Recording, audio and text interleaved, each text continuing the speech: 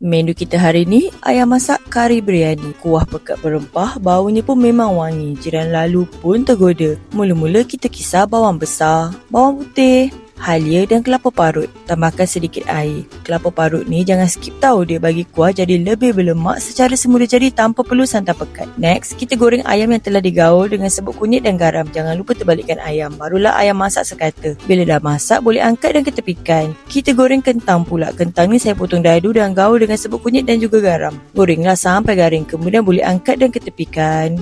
Kemudian kita masukkan 3 sekawan. Guna kuali yang sama je. Lepas tu masukkan daun kari. Masukkan bahan kisar tadi dan tumis sampai betul-betul garing. Nak menumis ni kena sabar. Barulah kuah tak rasa mentah. Sekarang masukkan rempah biryani, serbuk cili, serbuk ketumbar, garam masala dan serbuk lada hitam. Tumis lagi sampai pecah minyak. Kalau rempah nampak pekat, tambah air sikit. Ulang 2-3 kali supaya rempah betul-betul masak dan wangi. Bila rempah dah cantik, masukkan ayam dan kentang goreng tadi. Gaul perlahan supaya ayam tak hancur. Tuangkan susu cair dan sedikit air jika perlu. Susu cair ni rahsia kuah jadi lebih berkrim dan tak terlalu pedas. Perasakan dengan garam dan serbuk perasa secukupnya.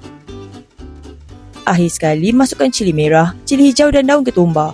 Gaul perlahan, tutup api dan dah siap ayam masak kari biryani kita. Makan dengan nasi minyak atau nasi putih panas-panas pun dah cukup bahagia. Oh ya, kalau anda nak tengok aksi kami memasak di dapur, jangan lupa tengok live TikTok kami setiap Selasa dan Khamis jam 11 pagi. Memang real dan unfiltered. Selamat mencuba. Ingat makan, ingat rasa.